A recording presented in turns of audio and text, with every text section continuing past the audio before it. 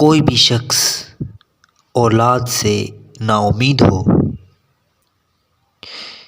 41 دن تک 300 دفعہ کسی میٹھی چیز پر 41 دن تک 300 دفعہ کسی میٹھی چیز پر پڑھ کر دم کر کے آدھا خاوند اور آدھا بیوی کھائے، وہ قرآن پاک کی ایک آیت ہے، سورۃ مائدہ آیت نمبر 17۔ وہ آیت میں آپ کو بتاتا ہوں۔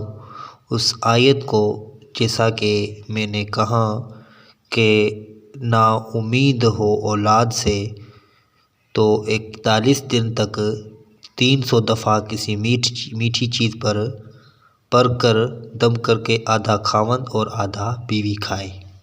وہ آیت ہے، وَلِلَّهِ مُلْكُ السَّمَاوَاتِ وَالْأَرْضِ وَمَا بَيْنَهُمَا يَخْلُقُ مَا يَشَاءُ وَاللَّهُ عَلَىٰ كُلِّ شَيْءٍ قَدِيرٌ۔